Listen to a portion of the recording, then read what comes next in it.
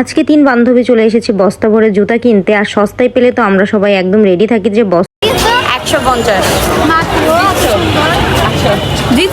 মানে এত কমে এত সুন্দর সুন্দর জিনিস আর এত কোয়ালিটিফুল জিনিস, এটা তো দেখলেই নিতে ইচ্ছা করে। দেখেন এখানে এমন কোনো জুতা নাই যে নাই যেটার প্রাইস 100 থেকে 150, 150, 200, 300। আমি আর আমার ফ্রেন্ড স্বর্ণা দেখতেছিলাম যে কোনটা নেওয়া যায়। আসলে আগে আমরা কোয়ালিটি দেখছি যে কেমন, আর মোটামুটি ভালোই লেগেছে। এইগুলো আমরা আগেও কিন্তু ইউজ করেছি। এত জুতার ভিতর দেখি কিছু ড্রেসের দোকান, মানে এই মার্কেটে আপনি হাজার হাজার পণ্য পেয়ে যাবেন একই মার্কেটে। মানে গেলে আপনি মনে হবে যে কলকাতার কোনো বড় কোনো মার্কেটে চলে এসেছেন। ফিলও হতে পারে সামটাইম আপনি যে কলকাতার নিউ মার্কেটে আসছেন। আমি এটা দিব গরিবের কলকাতার নিউ মার্কেট। এরপরেই তো আমাদের চোখ যায় একদম জুতার পট্টিতে, আর যেখানে রয়েছে হাজার হাজার লাখ লাখ জুতা, লাখ লাখ ডিজাইনের। মানে এই দেখেন আশেপাশে যত দূরে চোখ যাবে শুধু জুতা আর জুতা। কারো উপর যদি এখন রাগ থাকে তাহলে এই মার্কেটের মাঝখানে দাঁড় করে দিবেন আর জুতাগুলা চেলে চেলে তার গায়ে ফেলবেন। মানে রাগ একদম উঠে যাবে তার থেকে। এরপরে তো একটু ধরে ধরে দেখছি, আর এই নাগরাগুলো এত কিউট করে বানানো হয়েছে, একদম পিচ্ছি পিচ্ছি বাচ্চাদের। ভাই বলেন এত সুন্দর সুন্দর কিউট কিউট বাচ্চাদের পায়ে যখন এই নাগরাগুলো পরবে তখন কেমন লাগবে। এদিকে তো দেখি আমার ফ্রেন্ড অনেকগুলা জুতা ট্রায়াল দেওয়া হয়ে যাচ্ছে। মানে ও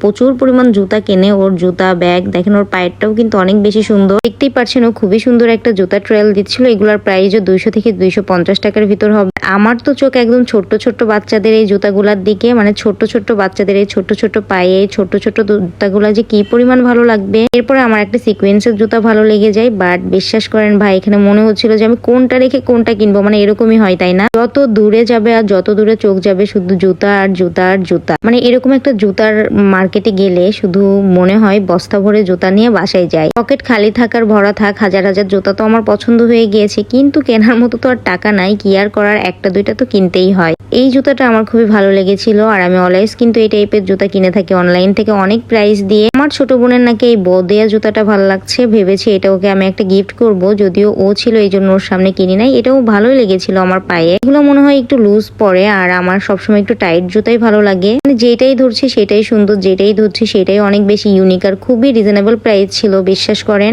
আমি তো যত ভিতরে যাচ্ছি তত বেশি আমার ভালো লাগছে। ভাইয়াদের, আপুদের, বর, কনে সবারই কিন্তু এখানে জুতা রয়েছে, আর হাজার হাজার ডিজাইনের জুতা এখানে। মানে দেখেন ভাই এই মুহূর্তে আমি পুরো পাগল হয়ে গিয়েছি হাঁটতে হাঁটতে। মানে যেদিকে চোখ যাচ্ছে ওইদিকে শুধু জুতা আর জুতা। আপনারাও কিন্তু চলে আসতে পারেন খিলগা তালতলা মার্কেটে। খিলগা তালতলা সুপার মার্কেটে ডান পাশেই রয়েছে এরকম জুতার পট্টি, যেখানে শুধু জুতার দোকান আর জুতার দোকান। যতদূর চোখ যাবে ততদূরই শুধু জুতা আর জুতা। আমি তো দেখে শেষ করতে পারছিলাম না। মনে হয় আমার কাছে যদি আরো 2-3 জন মানুষ থাকতো যারা আমাকে পছন্দ করে দিবে যে এটা সুন্দর এটা নাও, তাহলে বোধহয় আমার কিনতে আরো বেশি সুবিধা হতো। এই সময় এসে আমি তো আমার বান্ধবীদের কথাও ভুলে গিয়েছি যে ওরা কই। মানে ওদেরকে তো হারিয়ে আমি ঢুকে গিয়েছি কই আল্লাহ জানে। এই মুহূর্তে আমার মনে পড়ে যে স্বর্ণার তিথি কোথায়। মার্কেটে গেলে মনে হয় কিছু জিনিস দেখতে দেখতে এরকম অন্য মনস্ক হয়ে যেতে হয় তাই না। আপনার হাতে কি আছে না কাছে কি আছে এটাও কখনো কখনো ভুলে যেতে হয়। যেমন আমার অনেকবার হয়েছে মার্কেট থেকে কিছু জিনিস কিনেছি, ওইটা অন্য অন্য দোকানে গিয়ে হারিয়ে ফেলেছি। এরকম যদি সুন্দর সুন্দর কোনো মেমোরিজ থেকে থাকে অবশ্যই কমেন্ট করবেন, জন্য ভুলে যাই। আর আজকে আমি মার্কেটে গিয়েও দেখেন আমার বান্ধবীদেরকে ভুলে রেখে চলে এসেছি নিজের ভিডিও করতে।